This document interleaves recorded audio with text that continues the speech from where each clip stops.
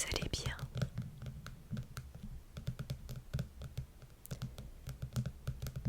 Dans la vidéo d'aujourd'hui, je vous propose de replonger à nouveau dans l'univers de Harry Potter avec ce recueil de contes que vous connaissez sûrement si vous êtes habitué des films et des livres Harry Potter. Il s'agit des contes de Beedle le Barde.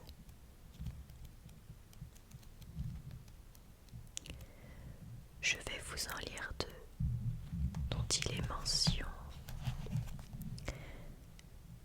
directement dans les films.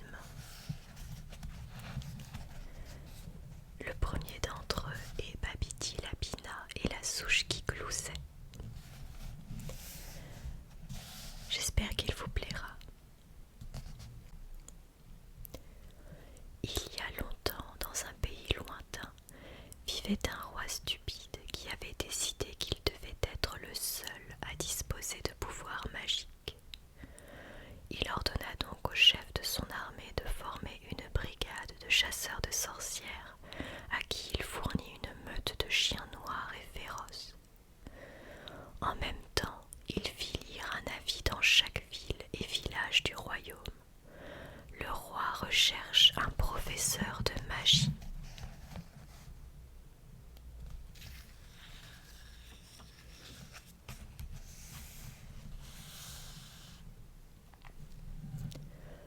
Aucun sorcier, aucune sorcière véritable n'osèrent se porter volontaires à ce poste, car tous se cachaient pour échapper à la brigade des chasseurs de sorcières. Cependant, un rusé charlatan qui n'avait pas le moindre don en matière de magie vit là une chance de s'enrichir et arriva au palais en prétendant être un sorcier d'un immense talent. Le charlatan exécuta quelques tours très simples qui convainquirent le roi stupide qu'il possédait des pouvoirs magiques, et il fut immédiatement nommé grand mage en chef, maître de magie personnel du roi. Le charlatan demanda au monarque de lui donner un grand sac d'or afin qu'il puisse acheter des baguettes magiques et autres objets nécessaires à la pratique de son art. Il exigea également plusieurs gros rubis qui devaient servir à des sortilèges de guérison et une ou deux coupes d'argent pour y conserver et y faire infuser des potions. Le roi stupide lui fournit tout ça. Le charlatan mit son trésor en sûreté dans sa propre maison et retourna dans le parc du palais. Il ne savait pas qu'il était observé par une vieille femme qui habitait d'une masure en bordure du parc. Elle s'appelait Babidi, et c'était la blanchisseuse chargée d'entretenir la douceur, la blancheur et le délicat parfum de tout le linge du palais. L'épiant à l'abri des draps qui séchaient, Babidi vit le charlatan arracher deux petites branches de l'un des arbres du roi, puis disparaître à l'intérieur du palais.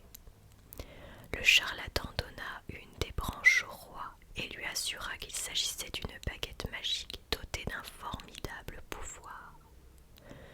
Mais elle ne fonctionnera, ajouta le charlatan, que lorsque vous serez digne d'elle. Chaque matin, le charlatan et le roi stupide sortaient dans le parc du palais où ils brandissaient leurs baguettes et criaient des inepties en direction du ciel. Le charlatan veillait à exécuter d'autres tours afin que le roi continue de croire à son talent de grand mage et au pouvoir des baguettes qui avaient coûté tant d'or. Un matin, alors que le charlatan et le roi faisaient tournoyer leurs baguettes et sautaient en rond en scandant des rimes dépourvues de sens,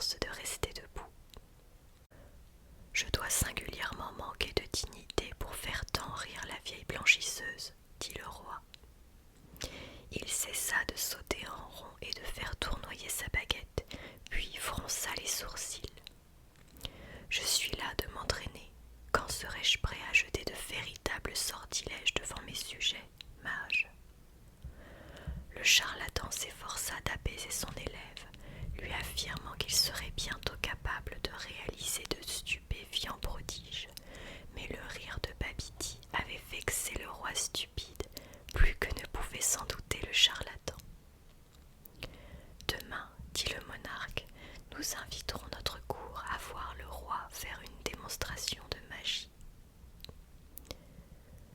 Le charlatan comprit qu'il était temps d'aller chercher son trésor et de prendre la fuite. « Hélas, votre majesté, c'est impossible. J'avais oublié de dire à votre majesté que demain je dois partir pour un long voyage. Si tu quittes ce palais sans ma permission, mage, ma brigade de chasseurs de sorcières te traquera avec ses chiens. Demain matin, tu m'aideras à montrer mes pouvoirs magiques devant les dames et les seigneurs de ma cour, et si quelqu'un se moque de moi, je te ferai trancher la tête. » Le roi rentra à grands pas dans son palais, laissant le charlatan seul et apeuré. Toute sa ruse ne suffirait pas à le sauver désormais, car il ne pouvait ni s'enfuir, ni aider le roi avec des pouvoirs magiques dont tous deux étaient dépourvus. Cherchant un exutoire à sa peur et à sa colère, le charlatan s'approcha de la fenêtre de Babiti la blanchisseuse. Il jeta un coup d'œil à l'intérieur et vit la petite vieille occupée à polir une baguette magique. Derrière elle, dans un coin, les draps du roi se lavaient tout seuls dans un paquet en bois. Le charlatan comprit aussitôt que Babiti était une véritable sorcière, et puisque c'était elle qui l'avait mis dans cette terrible situation, elle pouvait également l'en sortir. « Vieille toupie, » rugit le charlatan, « ton éclat de rire m'a coûté cher. Si tu ne m'aides pas, je te dénoncerai comme sorcière, et c'est toi qui seras déchiquetée par les chiens du roi. » La vieille Babiti sourit au charlatan et lui assura qu'elle ferait tout ce qui était en son pouvoir pour l'aider. Le charlatan lui ordonna alors de se cacher dans un fourré pendant que le roi se livrerait à sa démonstration de magie et de jeter les sortilèges à sa place, à son insu. Babiti accepta, mais elle posa une question. « Et si le roi essaie de lancer un sort que Babiti ne peut exécuter ?» Le charlatan eut un rire moqueur. « Ta magie dépasse de très loin l'imagination de cet imbécile, affirma-t-il. Et il se retira du château, très satisfait de sa propre ingéniosité. Le lendemain matin, toutes les dames et tous les seigneurs du royaume se rassemblèrent dans le parc du palais. Le roi monta sur une estrade, dressé devant eux, le charlatan à ses côtés.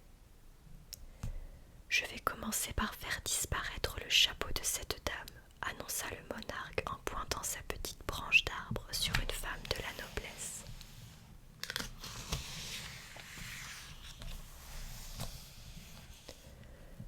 Caché à proximité au creux d'un fourré, Babiti pointa sa baguette sur le chapeau et le fit disparaître. Grands furent l'étonnement et l'admiration de la foule, et bruyants les applaudissements qui saluèrent le monarque ravi. « Maintenant, je vais faire voler ce cheval !» s'écria le roi en dirigeant sa branche d'arbre sur son propre destrier. Dans le fourré, Babiti pointa sa baguette sur le cheval qui s'éleva haut dans les airs.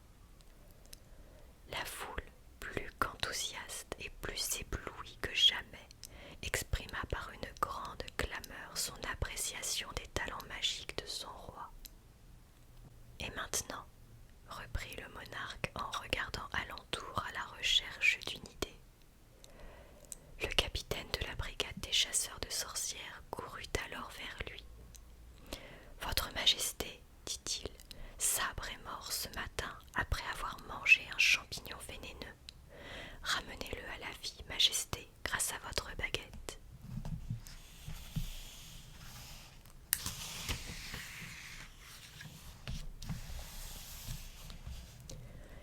Et le capitaine hissa sur l'estrade le corps sans vie du plus grand des chiens de chasse aux sorcières. Le roi stupide brandit sa petite branche et la pointa sur le chien mort. Mais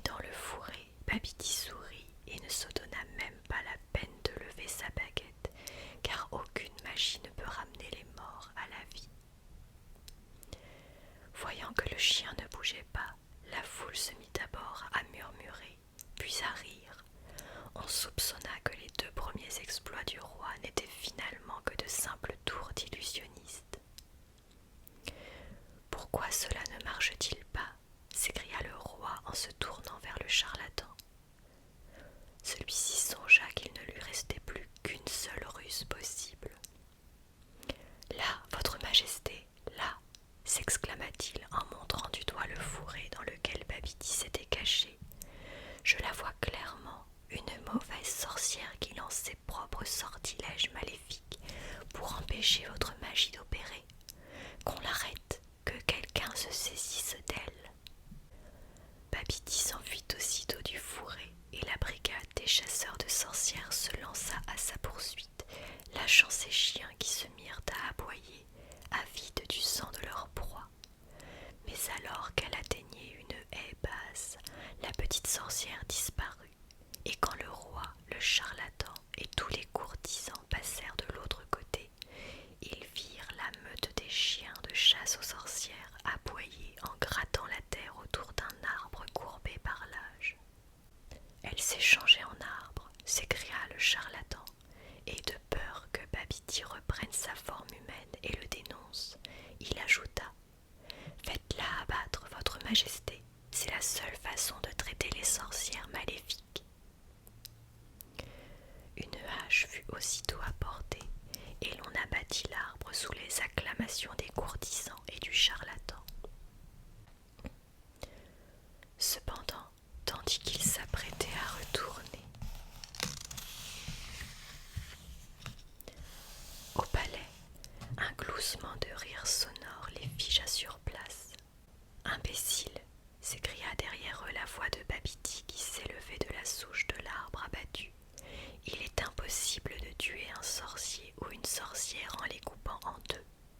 Donc, si vous ne me croyez pas, prenez la hache et essayez donc de couper le grand mage en 2. » Le capitaine de la brigade des chasseurs de sorcières était impatient de faire l'expérience, mais alors qu'il levait la hache, le charlatan tomba à genoux, criant grâce et confessant son infamie. Tandis qu'on le traînait vers les cachots, la souche de l'arbre se mit à glousser plus bruyamment que jamais. « En coupant une sorcière en 2, vous avez déclenché un épouvantable maléfice sur votre royaume, » dit-elle au roi pétrifié.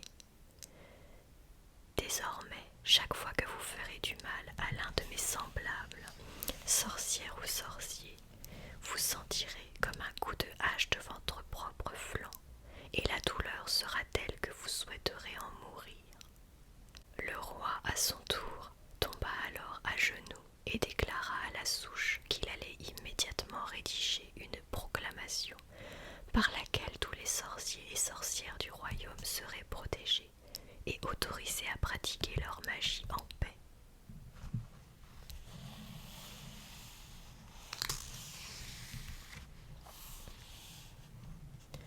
Très bien, répondit la souche, mais vous n'avez pas réparé vos torts envers Babidi. Tout, je ferai tout ce que vous voudrez, s'écria le roi stupide en se tordant les mains devant la souche.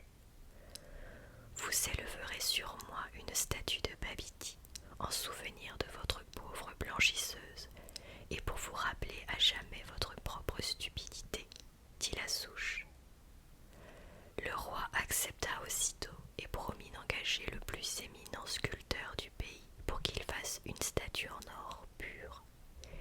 Puis le roi honteux et tous les nobles seigneurs et dames de la cour retournèrent au palais, laissant la souche glousser de rire derrière eux. Lorsque le parc fut à nouveau désert, un vieux lapin robuste et moustachu, une baguette magique serrée entre les dents, sortit en se tortillant d'un trou entre les racines de la souche. Babidi traversa le parc à grands sauts et s'en alla très loin.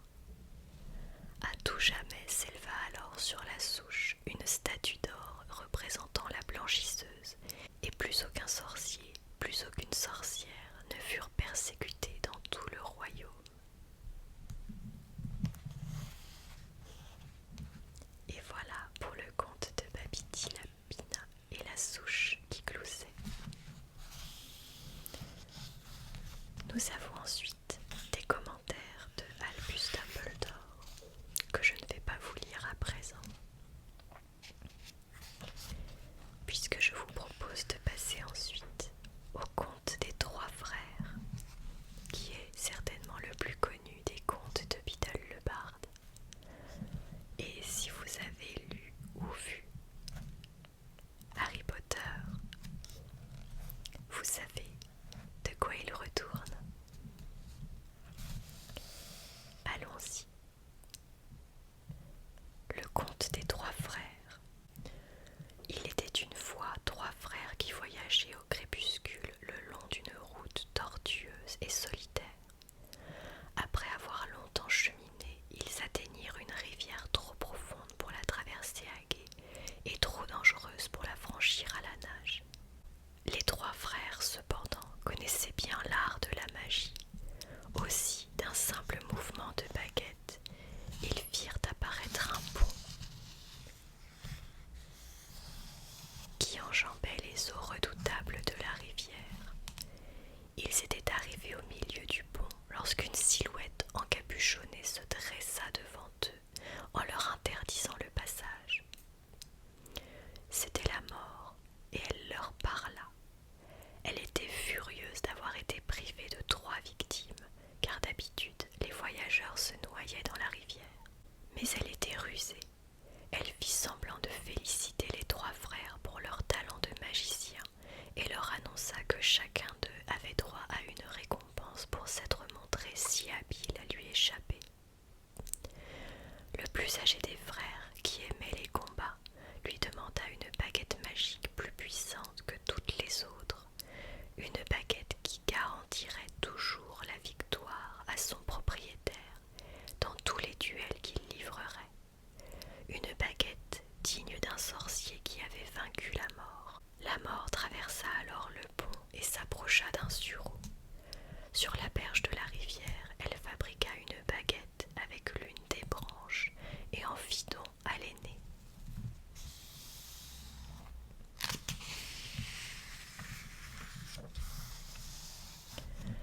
Le deuxième frère, qui était un homme arrogant, décida d'humilier la mort un peu plus et demanda qu'elle lui donne le pouvoir de rappeler les morts à la vie.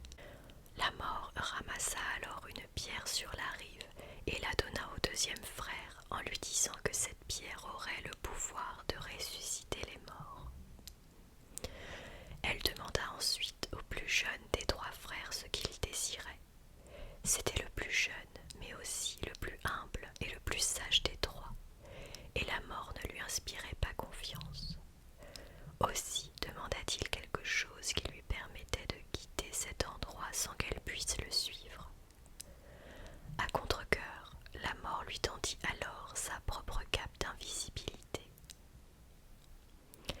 Puis elle s'écarta et autorisa les trois frères à poursuivre leur chemin, ce qu'ils firent, s'émerveillant de l'aventure qu'ils venaient de vivre et admirant les présents que la mort leur avait offerts. Au bout d'un certain temps, les trois frères se séparèrent, chacun se dirigeant vers sa propre destination. L'aîné continua de voyager pendant plus d'une semaine et arriva dans un lointain village. Il venait y chercher un sorcier avec lequel il avait eu une querelle. À présent, bien sûr, grâce à la baguette de sureau, il ne pouvait manquer de remporter le duel qui s'ensuivit. Laissant son ennemi mort sur le sol, l'aîné se rendit dans une auberge où il se vanta haut et fort de posséder la puissante baguette qu'il avait arrachée à la mort en personne. Une baguette qui le rendait invincible, affirmait-il.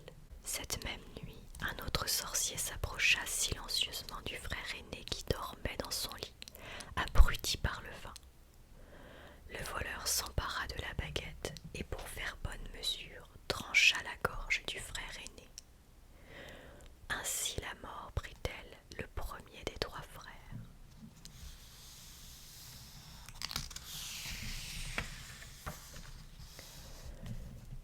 Pendant ce temps, le deuxième frère rentra chez lui où il vivait seul. Là, il sortit la pierre qui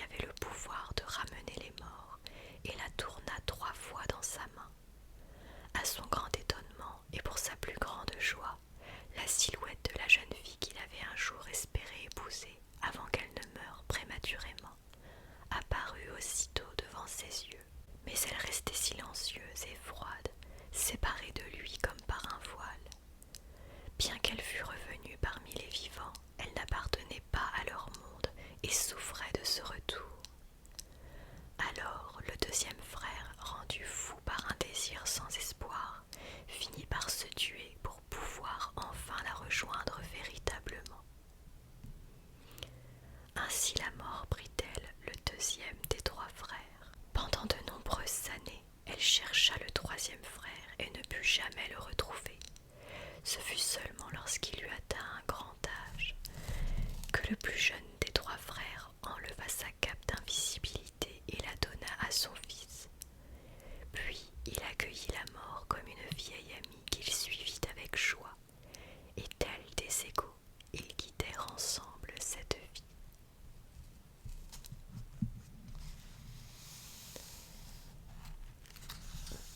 Et voilà pour le conte des trois frères.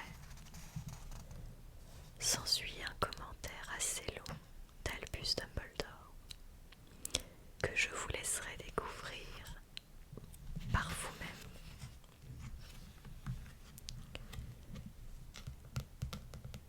J'espère que ces deux contes vous auront plu. N'hésitez pas à me laisser un commentaire si c'est le cas ou un petit pouce en l'air qui m'encouragera énormément. Mais peut-être êtes-vous déjà en